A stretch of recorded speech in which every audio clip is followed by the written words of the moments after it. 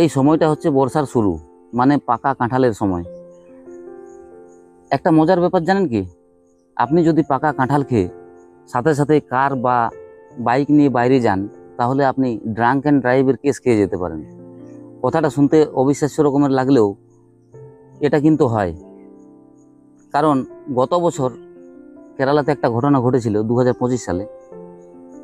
ওখানে সরকারি বাস ডিপোতে 3জন ড্রাইভার পাকা কাঁঠাল খেয়ে তারা ডিউটিতে জয়েন করতে যায়, এবং সেখানে রুলস অনুযায়ী ব্রেথ অ্যানালাইজার দিয়ে তাদেরকে চেক করা হয় এবং সেখানে অ্যালকোহল পজিটিভ পাওয়া যায়। সাময়িকভাবে তারা আইনের আওতায় এসে যায়, কিন্তু পরবর্তী ক্ষেত্রে তাদের ব্লাড টেস্ট করে দেখা হয় যে না, কোনো ধরনের অ্যালকোহলের নমুনা তাদের রক্তে পাওয়া যায়নি। কিন্তু সাময়িক একটা হ্যারাসমেন্ট তাদের হয়েছিল। এখন কথা হচ্ছে যে এটা কেন হয়? পাকা কাঁঠালের মধ্যে উচ্চ মাত্রায় শর্করা থাকে, এবং সেটা ন্যাচারাল ফার্মেন্টেশনের মাধ্যমে ইথানল নামে একটা অ্যালকোহল তৈরি হয়। তাই যদি পাকা কাঁঠাল খাওয়ার পর আপনাকে ব্রেথ অ্যানালাইজার দিয়ে টেস্ট করা হয়, তাহলে সেখানে অ্যালকোহল পজিটিভ দেখাবেই। আমি অনেকক্ষণ থেকে গন্ধ পাচ্ছি, কাঁঠালের গন্ধ। চেক করে দেখলাম, এই কাঁঠালটা পুরো পেকে গেছে।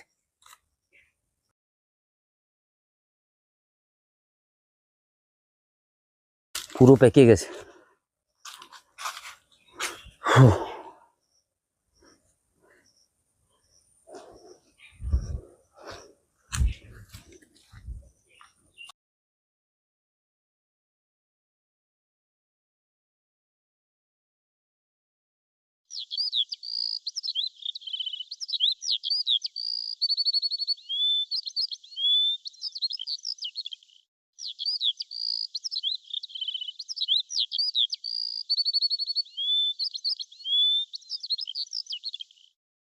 কাঁঠালের গন্ধটা কিন্তু আমার ভালো লাগে।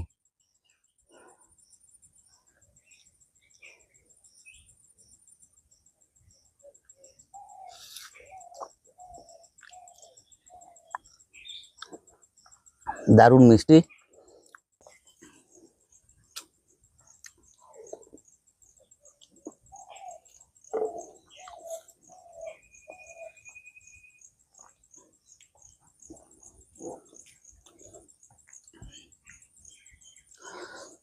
কাঁঠালের যে একটা তীব্র গন্ধ আছে, এই গন্ধটা হওয়ার কারণ হচ্ছে এর মধ্যে থাকা একটা অর্গানিক কম্পাউন্ড, যেটার কারণে এই তীব্র গন্ধটা হয়।